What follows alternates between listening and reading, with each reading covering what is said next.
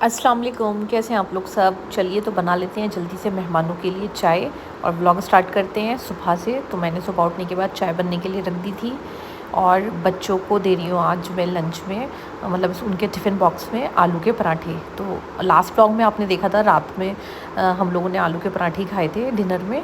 तो बच्चे ज़िद कर रहे थे कि सुबह भी नाश्ते के लिए मम्मा लंच बॉक्स में भी वही बना के दे दीजिए। तो बस मैंने फटाफट सारे पराठे बनाए, बच्चों के टिफ़िन पैक किए और घर के सारे कामों से फ्री होकर आज आ गई हूँ मैं प्रेस करने के लिए। तो बहुत सारे कपड़े जमा हुए थे, जैसे मौसम ख़राब है तो सूख नहीं पा रहे थे ठीक से। तो मैंने सारे कपड़े सबसे पहले प्रेस करके रखे। फिर इतनी देर में मैंने कुछ चीज़ें ऑर्डर कर दी थी, घर की ख़त्म हो रही थी, तो वो भी आ गया था सब सामान। तो बस मैं सब सामान ना चेक कर रही थी कि सब है या नहीं। और देखिए बाहर ना बारिश हो रही थी हल्की हल्की, तो ये जो इसका पैकेट था ये भी नीचे से फट ही गया था। शुक्र कि घर तक सही सलामत मिल गया ये हमें। फिर मैंने सब चीज़ें जहाँ जहाँ मुझे रखनी थी सब चीज़ें रख दी और जो जो चीज़ें मुझे रिफ़िल करनी थी वो सब कर ली। और पता है मुझे पर्सनली क्या लगता है कि अगर हम लोग ख़ुद जाकर ग्रोसरी करके आते हैं वो ज़्यादा अच्छा है, क्योंकि सारा सामान एक साथ लिस्ट बना के ले जाते हैं और लेकर आ जाते हैं। और ये ऑनलाइन जो मंगाते हैं ना, इसमें ज़्यादा फ़ालतू की चीज़ें भी आ जाती हैं, क्योंकि बैठे हुए सर्च करते रहते हैं, देखते रहते हैं कि क्या क्या हम मंगा लें। कुछ नया दिख जाता है तो फिर वो ऑर्डर, मतलब एक चीज़ के साथ 10 चीज़ें और एक फ्री शिपिंग के चक्कर में थोड़ा ज़्यादा ही कर देते हैं ऑर्डर। अच्छा, तो ये तो मेरा पर्सनल ओपिनियन था, वो मैंने आपके साथ शेयर कर लिया। अब दूसरी साइड मैं बनाने जा रही हूँ राजमा। तो मैंने तेल गरम करने के लिए रख दिया है और 3 प्याज मैंने बारीक चॉप कर लिए हैं। तो तेल सरसों का तेल ना थोड़ा पहले मैं पका लेती हूँ, उसके बाद इसमें मैं डालूँगी ये जो मैंने प्याज बारीक चॉप कर ली थी। और ये मेरा न्यू चॉपर है और ये मैंने लिया है यहाँ की जो लोकल मार्केट है गाज़ियाबाद की, तुराब नगर, वहाँ से मैंने लिया है। तो बहुत अच्छा है, मतलब मुझे हैंड चॉपर ही ज़्यादा पसंद आते हैं, तो काम ना बहुत इजी हो जाता है। तो अब ऑयल में मैंने सारी प्याज डाल दी है और इसको पिंक पिंक करना है। तो जब तक प्याज जो है पिंक हो रही है, मैंने सारे गरम मसाले भी डाल दिए हैं। मुझे अच्छे लगते हैं राजमा में, मैं डालती हूँ गरम मसाले भी, साबुत गरम मसाले जो होती हैं, लौंग, इलायची, काली मिर्च, ये सारी चीज़ें। फिर उसके बाद डालेंगे इसमें 2 टमाटर, बड़े साइज़ के टमाटर थे तो मैंने 2 टमाटर डाले हैं। और इन सब चीज़ों को ना अच्छी तरह से गलने देंगे, प्याज टमाटर सब चीज़ें तल कर मतलब थोड़ा थोड़ा सॉफ्ट हो जाए। फिर उसके बाद हम इसमें डालेंगे मसाले। तो सबसे पहले डालेंगे हींग, हींग ज़रूर डालती हूँ मैं राजमा में। फिर डालेंगे हल्दी, हल्दी बहुत ज़्यादा नहीं डालनी है, जो इसका अच्छा सा कलर होता है ना फिर वो नहीं आता है। और फिर डालेंगे धनिया पाउडर, मतलब राजमा का जो अपना कलर है ना वो भी रहना चाहिए, अगर हल्दी ज़्यादा कर देंगे तो वो पीला पीला हो जाएगा। फिर डालेंगे इसमें लाल मिर्च। तो मसाले तो बस मैं यही डालती हूँ। फिर उसके बाद लाल मिर्च के बाद डालेंगे हम इसमें अमचूर पाउडर और थोड़ा सा डाला था मैंने ज़ीरा पाउडर। तो यही बस मैं मसाले डालूँगी। और उसके बाद लहसुन का पेस्ट खूब सारा डालिएगा, मुझे तो लहसुन का पेस्ट ना हर चीज़ में खूब ज़्यादा सा अच्छा लगता है। तो ये डालकर अब मसाला भुनने के लिए छोड़ देंगे। मसाला ना खूब भुनना है, जो मसाले का और कच्चापन जो होता है ना वो निकल जाए। तो अब इस मसाले को खूब अच्छी तरह से भुनने देंगे। थोड़ा सा जो है इसमें मैं डालूँगी पानी और फिर मसाला भुनता रहेगा। तो जब तक ये मसाला भुन रहा है मैं राइस भी बना लेती हूँ। तो एक कोई बर्तन लेंगे हम, और हमारे यहाँ पर ना कच्चे बासमती राइस ही खाए जाते हैं। तो देखिए मैंने ना आधा घंटा पहले उसको भिगो के रख दिया था। और कौन सा ब्रांड यूज़ करती हूँ मैं, गौरी का रेड कलर का जो आता है पैकेट, वो वाले राइस हम बनाते हैं। तो अब इसमें डालेंगे हम पानी, और पानी जब बहुत अच्छी तरह से बॉईल हो जाएगा तो जब तक मैं अपने राइस जो है वो भी वॉश करके लेके आ जाती हूँ। और जो ज़ीरा राइस या फिर मतलब ऑयल डाल के जो राइस बनाते हैं ना, मेरे घर पर कोई नहीं खाता है, हम लोग ये वाले राइस खाते हैं और ये नुकसान भी नहीं देते हैं। तो इसमें हम थोड़ा सा डालेंगे नमक, और मैं उसमें भी नमक डालना भूल गई थी तो मैंने नमक डाला है राजमा में भी। तो देखिए पानी में एक बहुत अच्छा सा बॉईल आ गया है। तो हम सारे जो राइस है वो इसमें डाल देंगे। राइस को ना पहले भिगो के छोड़ देना है, और क्योंकि ये सेला नहीं है तो बहुत ज़्यादा देर भी नहीं भिगोना है, क्योंकि सेला और ज़्यादा देर भीगते हैं। तो अब राइस भी मतलब इसको उबालना है अच्छी तरह।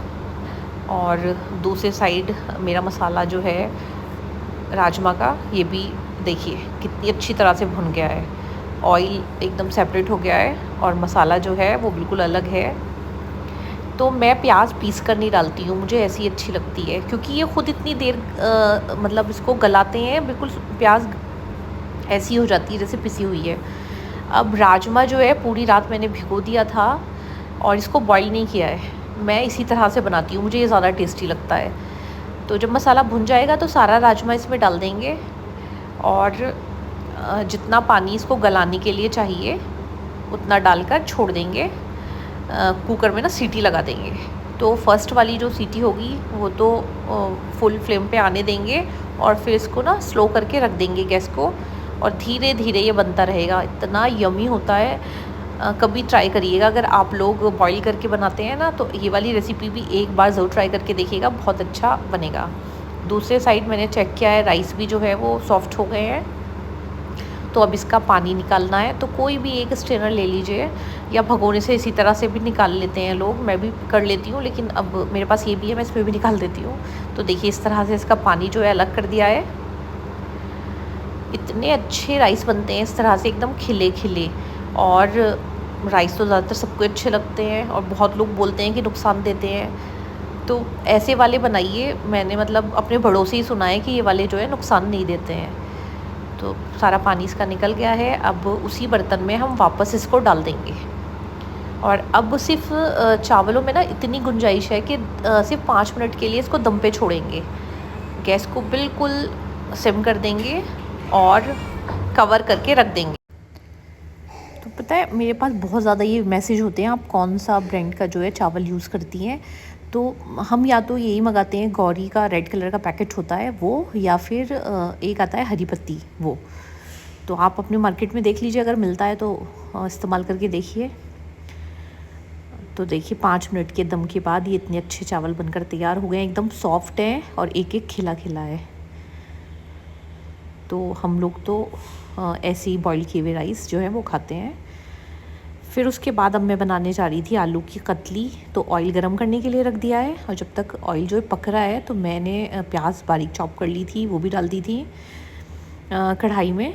तो देखिए प्याज को ना मैं थोड़ा सा पिंक कर लूँगी, जब तक टमाटर भी काट लिए हैं और हरी मिर्च भी। तो मैं सिर्फ आलू की कतली जो है इसी तरह से बनाती हूँ, तल कर। और जब तक ये प्याज जो है सॉफ्ट हो रही है थोड़ी, तो आलू भी छील लिए हैं और इसको ना गोल गोल में काटती हूँ। और फिर मैंने टमाटर और हरी मिर्च सब चीज़ें फ्राई कर ली थी और साबित लाल मिर्च जो होती हैं वो भी फ्राई कर ली थी, आलू डाल दिए थे। और इतनी देर में ना हमारे घर पे मेहमान आ गए थे, तो मुझे चाय बनानी थी। इनका फ़ोन आ गया था, जल्दी से चाय नाश्ता भेज दो। तो आलू की कतली भी बन गई है और इधर राजमा जो है वो गल गया था, उसको मैंने खूब घोट लिया है, पिसा हुआ गरम मसाला डाला और हरी मिर्च और हरा धनिया। तो राजमा की मेरी यही रेसिपी है। और फिर उसके बाद मैं जो है नमाज़ पढ़ के आई और अब मुझे बहुत तेज़ भूख लग रही है, तो मैं खाना खा रही हूँ। बच्चे खाना खा चुके हैं, तो ये मैं अपनी प्लेट लगा रही थी। मैंने थोड़ी सी ली है आलू की कतली और राजमा। राजमा ना मेरे घर पे सबको बहुत अच्छा लगता है, सब लोग माशाल्लाह बहुत शौक़ से खाते हैं, बड़े बच्चे सब शौक़ से खाते हैं। और इसके साथ मैं दही लूँगी, मुझे दही भी बहुत पसंद है, तो दही मैं खाती हूँ। तो बस यही मेरा लंच था। और पहले मैं एक रोटी खाऊँगी और उसके बाद थोड़े से राइस, क्योंकि आजकल आम का सीज़न है। थोड़ी देर के बाद आम भी खाने का दिल, मतलब खाना खाने के बाद ना क्रेविंग होती है आम की, कि आम भी खाना जैसे लाजमी है, खाना ही है। तो बस अब एक रोटी जो है वो लेके चलती हूँ। रोटियाँ भी मैंने बना दी थी, क्योंकि ये ना एक रोटी ज़रूर खाते हैं, राइस थोड़े से खाते हैं। और अब शाम में जब मैं उठी थी तो एक साइड मैंने चाय बनने के लिए रख दी थी और जो है मैं बना रही थी केक।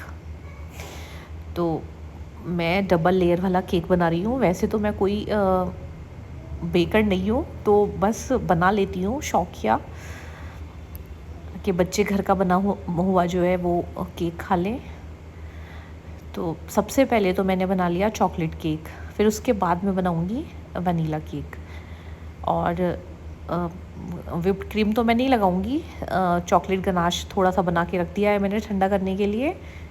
और तो लेयर को जो मतलब लेयर जो लगाऊंगी मैं उसी की लगा दूंगी। अभी तो मैंने यही सोचा है, क्योंकि विप्ड क्रीम जो है वो मेरे पास है भी नहीं और मैं नहीं चाह रही थी विप्ड क्रीम लगाना। तो चॉकलेट केक जो है वो तो बनकर हो गया था तैयार, और वनीला केक जो है वो भी बन गया है। चलिए मैं दिखाती हूँ। पता है एयर फ्रायर में इतना अच्छा केक बनता है, बहुत अच्छा। अब देखिए इसको निकालेंगे तो कितनी अच्छी तरह से ये निकल जाएगा, मतलब कुछ नहीं करना है। अभी मैं दिखाती हूँ आपको, देखिए कितना इजीली निकल गया है। तो अच्छा बेक होता है केक, तभी आराम से निकलता है। तो बस केक तो बहुत अच्छा बना था। और आप लोगों को मेरा व्लॉग कैसा लगा? अगर पसंद आया तो please like share and subscribe ज़रूर करें। और केक की रेसिपी मैं बहुत बार शेयर कर चुकी हूँ, मेरे इंस्टा पेज पर भी है, उम्र अर्शी के नाम से मेरा इंस्टा पेज है, और यूट्यूब पर भी है।